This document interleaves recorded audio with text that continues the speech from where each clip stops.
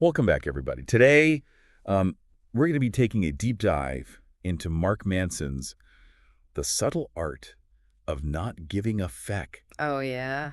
I know the title might sound a little provocative, but stick with us on this one because I think there's a lot to unpack here. Oh, absolutely. So we're going to be talking about Manson's core argument, which is that it's not about being indifferent, right? Like not caring about anything. Yeah. But it's more about choosing our battles wisely. Absolutely. Accepting that life's always going to have its share of problems. Yeah. And then figuring out what truly matters to us. Yeah. You know what I think is really interesting about this book is that it really challenges that traditional self-help narrative, Yeah. Instead of striving for that constant positivity and achievement. Right. He really encourages us to embrace those imperfections and be selective with our energy and attention, Yeah, it's a really refreshing perspective, I think. Yeah. And one of the things that he does really well is he uses these stories to illustrate his points. And one of the first ones he uses is this story about Charles Bukowski. Oh, yeah. I love Bukowski. Who, I don't know if you're familiar with him, but he's kind of like a really interesting character. And kind of a legendary. Legendary figure, yeah. Yeah. And he actually found success by really embracing his kind of unconventional lifestyle, you could say. His lifestyle was... Yeah, and he even had "Don't Try" engraved on his tombstone, which is like the opposite what you would think of the go-getter mentality. Right, exactly. Yeah. Yeah. So tell me a little bit about Bukowski. Like, what's the connection? So Bukowski, he spent years, struggling with alcoholism and working a very mundane postal job. Yeah. And it was only when he stopped trying to conform to those societal expectations and started writing honestly about his experiences, flaws and all, that he found that unique voice and connected with readers on a deeper level. So it's like by not giving a fuck what... Other people thought he actually achieved a level of success he might not have found otherwise. Totally. And that kind of brings us to one of the Manson's key concepts. Yeah. Which is what he calls the feedback loop from hell. Have you ever experienced this? Oh, absolutely. So it's like that feeling when you get anxious about being anxious or angry about being angry. Yeah. It's like this spiral of negative self-judgment, and it can be really hard to break free from. And I think Manson argues that this is even amplified, by that messaging we receive from society, especially through social media, right? Where it's like negative emotions are wrong and you should be ashamed of them. Yeah. And we're constantly seeing images of perfect lives and unrealistic expectations. Yeah. And that can make us feel... Yeah, it's like it fuels that cycle of self-criticism. Right. Yeah, totally. Yeah. So how do we escape this loop? Right. What does Manson suggest we do about these inevitable negative feelings? Well, Manson's approach is, surprisingly straightforward. He suggests that instead of trying to suppress or deny these feelings, we should acknowledge them, accept them as part of the human experience, and then not give a feck about them in the sense that we don't allow them to control us. Okay, so it's not about pretending to be happy all the time, but it's more about recognizing that these feelings are going to happen. Yeah, and that a full range of emotions is normal and healthy. Right, exactly. Yeah. Okay, so we need to accept those negative emotions are going to happen. Yeah. But we don't have to get sucked into that downward spiral of self-judgment. Exactly. And this actually ties into Manson's broader argument about happiness, which he views in a rather unconventional way. How so? Well, he uses this great analogy of life being like an endless series of problems. Okay. The key to happiness, he says, isn't to avoid problems altogether, but to become skilled at solving them. So it's almost like he's saying that problems are inevitable. Yeah. They're going to happen no matter what, right. But it's how we approach them. It's how we deal with them. That determines our happiness. Exactly. And he brings this idea to life, with this metaphor of the disappointment panda. Yeah.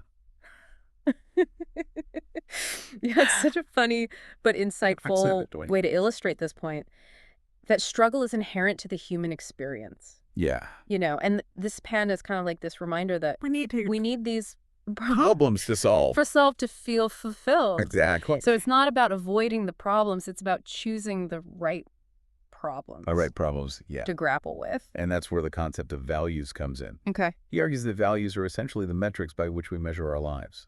So if we're choosing the wrong values, we're setting ourselves up. We're setting ourselves up for suffering. For a lot of unnecessary suffering. Yeah. So tell me about, like, can you give me an example how choosing the wrong values can lead to unhappiness? Absolutely. So Manson contrasts these two musicians to illustrate this point. Okay. So you have Dave Mustaine, the guitarist and co-founder of Megadeth. Yeah. Incredibly talented guy, but despite his success, he was really unhappy for years. How could somebody who achieved his primary love success metric for success was based on outdoing Metallica? Okay. So he was constantly comparing himself. External. And his value system was around this comparison, which led to this feeling of inadequacy. Wow. Even though he had achieved these amazing things. Incredible things. It still wasn't enough because he was measuring himself against this other standard. Yeah. That's a powerful example. Yeah. Okay, so what about the other musician?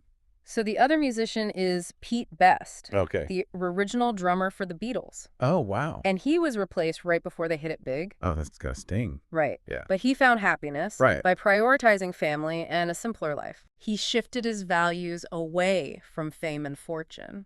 So even though he experienced this huge setback, in a way he was still able to find... He redefined success. Happiness. Yeah.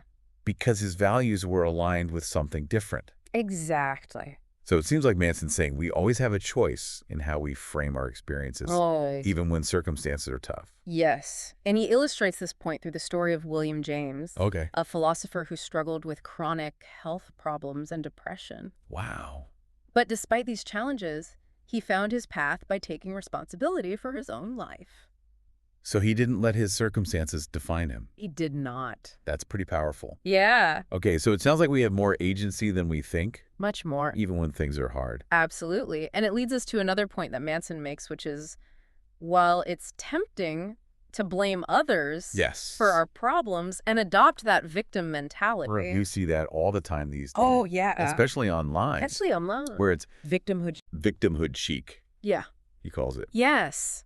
And he warns against this mindset. Yeah. Because it keeps us stuck right. in a cycle of blame and resentment. So it's easy to play the victim, but it's not empowering. It's not empowering. Okay, so what does he say is empowering? He says true empowerment comes from taking ownership of our lives even when it's hard and focusing on what we can control. So even though it might feel easier to blame others, ultimately it's more empowering to take responsibility. Totally. Okay, so we've talked about, negative emotions, we've talked about values. Right. But what about when we experience setbacks or failures? How does Manson view those experiences? This is where Manson's perspective gets really interesting. Okay. He argues that embracing failure can be the key to moving forward and achieving greater success. That's kind of the opposite of what we normally hear. It is. Right? We're always trying to avoid failure. Yeah. So how does he justify that? Yeah. Well, he actually shares his personal story of graduating college into a terrible job market and facing significant financial struggles early on. Wow. And he considers this a blessing in disguise. Most people would be devastated by that. But he explains that starting at what he calls rock bottom meant that he had nothing to lose by pursuing his dreams. Interesting. Failure wasn't this catastrophic event for him. It was simply a return to his starting point. So he reframed his whole perspective on risk and success. Completely. So by embracing the possibility of failure, he actually freed himself up to experiment and take chances. To pursue his passion. Yeah. Yeah. Wow. I think a lot of us are really held back. Oh, absolutely. By that fear of failure. Yeah. And it prevents us from... It keeps us small. Yeah, taking those risks that could lead to something great. Exactly. And this is a key takeaway, from the book. Yeah. By reframing failure as part of the process. We open ourselves up to those opportunities for growth and learning. It's like giving ourselves permission to step outside of our comfort zone. Totally. Without that fear of judgment. Absolutely. Or the pressure to be perfect. That's where the good stuff happens. Yeah. Yeah. Okay, so this idea of embracing failure is really resonating with me. Good. But then he goes on to talk about this idea that commitment can actually lead to greater freedom. Okay. And he uses his own story of constant travel and new experiences. And that eventually led him to this realization that true fulfillment actually comes from committing to something specific. Yeah, it's interesting, right? It's very counterintuitive. Because we're always told to keep our options open. Right. Follow your passions. Explore all the possibilities. Explore all the possibilities, yeah. But he argues that while exploration is important, Yeah. true fulfillment comes from dedicating ourselves to something specific. So it's not about closing ourselves off to new experiences, but it's about recognizing that depth of experience often comes from sustained effort and dedication. It's like that difference between dabbling in a hobby and becoming a master craftsman. Oh, that's a great. Or having casual acquaintances and cultivating those deep friendships. So how do we know what to commit to? That's the question. Yeah. And there's no one-size-fits-all answer. Yeah. But Manson suggests that we start by examining our values, our priorities, and what brings us a sense of purpose. So being honest with ourselves about what we care about. Absolutely. And then having the courage to pursue those things. Even if it means making difficult choices. Even if it means saying no to other opportunities. Yeah. Yeah. Okay. Yeah. So this principle of commitment applies to our careers, to our pursuits. And our relationships. Okay. How so? Well, Manson talks about the importance of setting boundaries in relationships. Okay. And being clear about our expectations. So what do you mean by that? Well, he warns against the dangers of what he calls victimhood chic. Okay. Where people constantly seek to blame others for their problems or try to save their partners from themselves. Oh, so it's kind of like that codependency. Yeah, that codependency. That can happen in relationships. Unhealthy. Yeah. Yeah. So Manson's saying that healthy relationships are based on mutual respect, support, yeah, and a willingness to allow each other to grow and evolve. So it's not about finding someone who completes us. No. But finding someone who complements us. Yeah. And challenges us. To be better. Absolutely. Okay. And so that requires trust and allowing for rejection and acceptance within that relationship. Yeah. So having the courage to stand up for your own values, even if it means risking discomfort, conflict or discomfort. Yeah. And giving your partner that same space. Absolutely. To do this. So it sounds like he's advocating for this more mature and balanced approach to relationships. Yeah. It's moving away from that fairy tale notion of love and really embracing a more realistic real world model. Yeah. This is really resonating with me because I think it's so easy to get caught up in that initial whirlwind honeymoon phase of romance and passion. Right. But building a lasting relationship requires the work. Yeah. It requires that effort, that communication. And willingness to navigate those challenges. Yeah. And that's what brings us back to his idea of choosing our struggles wisely. Absolutely. So how do we choose the right struggles? Right. Especially in the context of relationships. So in any relationship, there will be those points of friction. Yeah. The disagreements, the challenges. And the key is to determine which struggles are worth fighting for and which ones are better to let go of. So it's about figuring out what really matters, what doesn't. Yeah, what you're willing to stand up for and what's ultimately not worth the energy. Not worth the energy, yeah. So it's about recognizing we don't have to agree on everything. And sometimes the most loving thing we can do is to allow our partner to be themselves. Exactly. Even if it means their choices confuse us or we don't agree with them. Right? Yeah. Okay, that's a powerful perspective. Yeah. It's really about shifting our focus from trying to control our partner to accepting them for who they are. Yeah. And creating a space where both people can thrive. And grow. Yeah. Yeah. So this all comes back to Manson's idea of not giving effect. It all comes back to that. And I think what I'm hearing is it's not about apathy. Yeah. Apathy, right? It's about being intentional and discerning with our energy and attention. Where you direct your energy. Yeah. So choosing our battles wisely. Yes. And focusing on the things that really matter. That align with your values.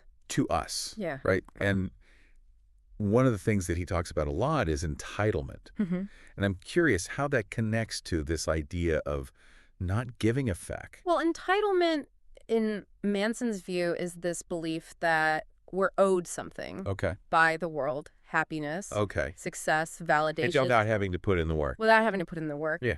So it sets us up for disappointment. Right. We're always comparing. Yeah. Feeling like we're falling short. And blaming others. Blaming external circumstances. For our unhappiness. Yeah. So by learning to not give effect, we're essentially rejecting that sense of entitlement. Yeah. We're accepting that life is going to have ups and downs. Yeah. And that our worth Isn't based on those external things? isn't based on those external things. So Yeah. what I'm hearing is Yeah. it's really about shifting our focus from what we lack Right. to what we have, Yeah. from what we haven't accomplished Yeah. to what we're willing to strive for, Exactly. even if it means embracing some discomfort And uncertainty. and uncertainty and defining our own values Define your own. and metrics for success, Absolutely. and then pursuing them With passion. with passion and integrity, Yeah. regardless of what other people think. Exactly. I think that's what makes this book so refreshing. Yeah.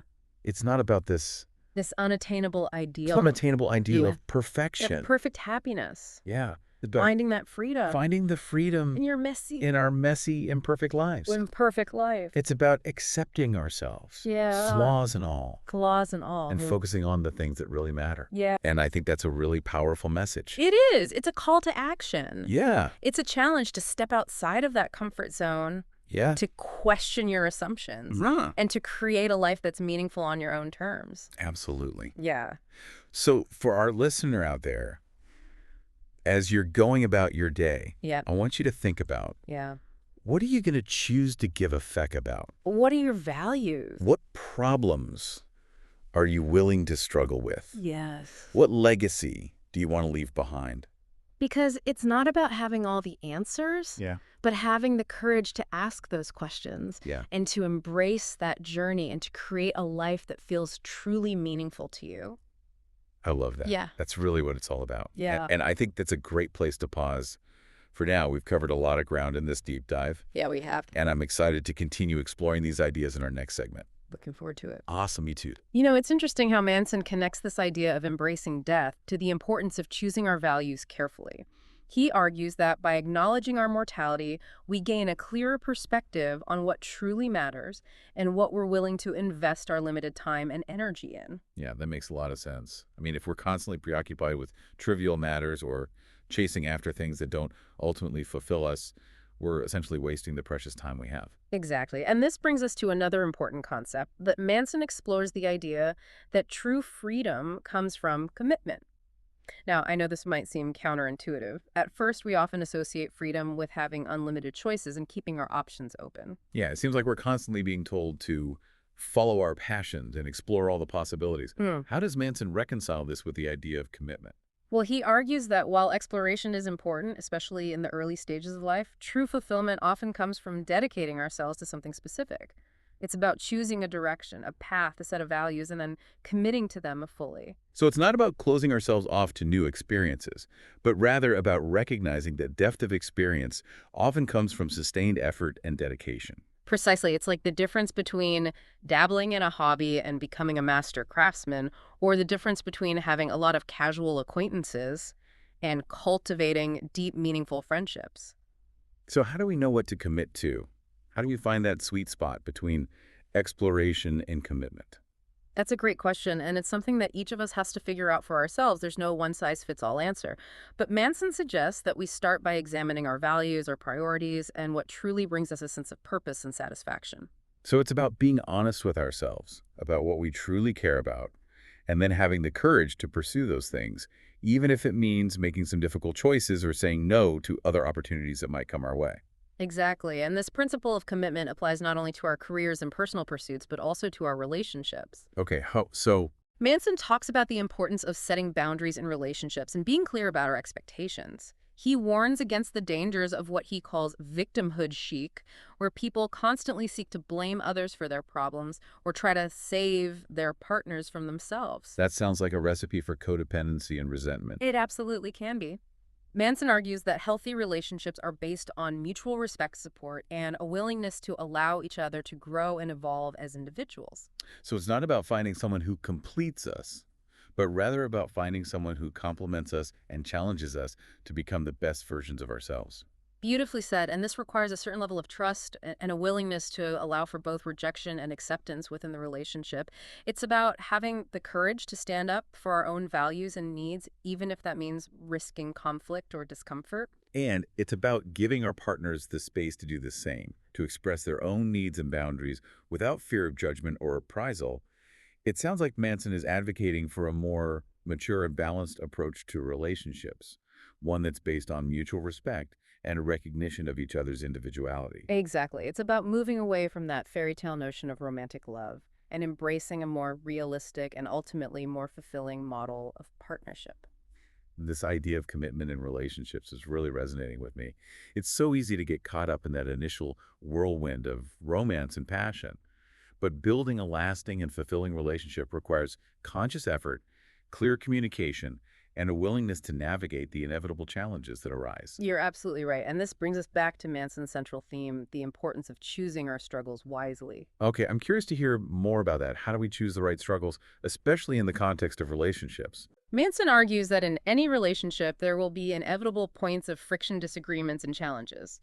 The key is to determine which struggles are worth fighting for and which ones are better to let go of. So it's about discerning between the things that truly matter to us, the values and principles we're willing to stand up for, and the things that are ultimately inconsequential or even detrimental to the health of the relationship.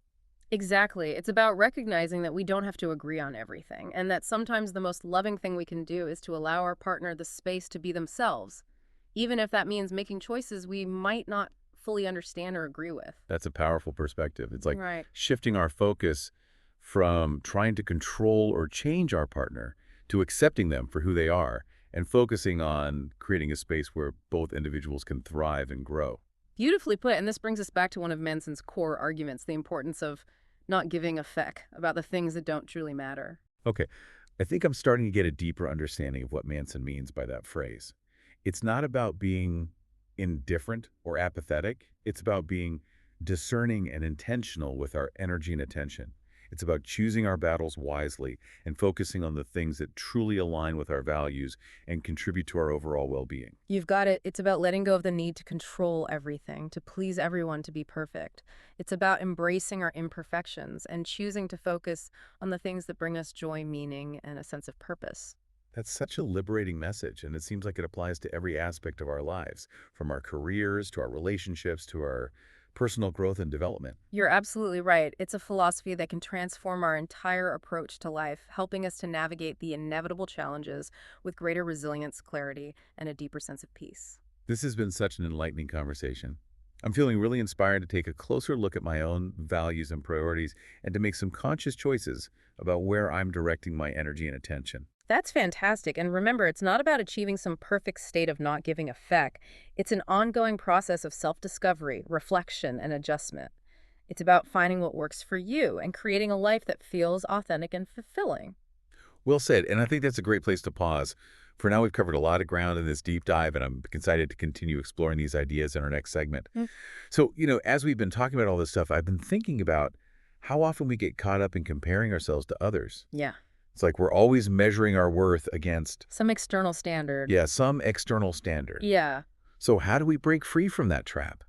How do we learn to not give a feck Uh-huh. about what other people think or how we measure up? Right. Well, Manson suggests that we shift our focus from external validation to internal validation. Okay. It's about defining your own value, your own metrics for success, and then living in alignment with those principles regardless of what other people think.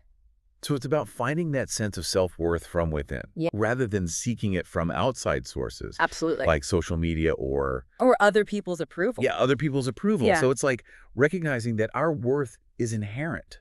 Yeah, you're already worthy. We don't have to earn it. Kind of have to prove it. And it's about having the courage to be ourselves, Yeah, even if that means standing out or challenging those societal norms. exactly. And that ties back into Manson's point about taking responsibility for our own lives. Okay, how does taking responsibility relate to embracing our individuality? Well, when we take responsibility for our choices, our actions, our responses to those challenges, we're empowering ourselves to create the life we want rather than blaming other people or circumstances for our unhappiness. So we have the power to shape our own destiny, You do. to make choices that align with our values, Yeah. and to create a life that feels meaningful, Even with the challenges. even with the challenges. Yeah. And that requires us to Step outside that comfort zone. step outside our comfort zone, Yeah. Embrace the uncertainty.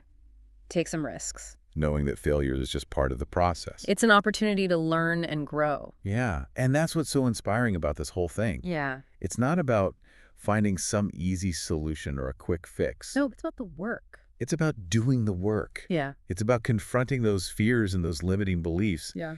and really creating a life that is authentic to us. You gotta, it's not about following a formula. Yeah. It's about finding your own Yeah. path, Yeah. your own definition of what a good life looks like, and then having the courage to go after it.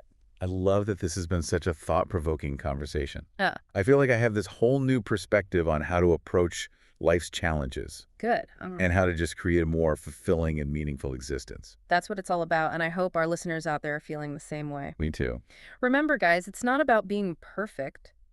It's about asking the right questions, challenging those assumptions, and embracing that journey of self-discovery. And remembering that we have a limited number of effects to give. That's right. Choose them wisely. So choose wisely, Wolf. That brings us to the end of our deep dive into the subtle art of not giving a feck. It's been a pleasure. It has been such a great conversation. I hope you guys enjoyed it. Me too. And we encourage you to keep exploring Manson's work and to see how his insights can apply to your own life. Remember, it's not about being indifferent. It's about choosing what matters and having the courage to live by those values. Until next time, keep diving deep and keep questioning everything.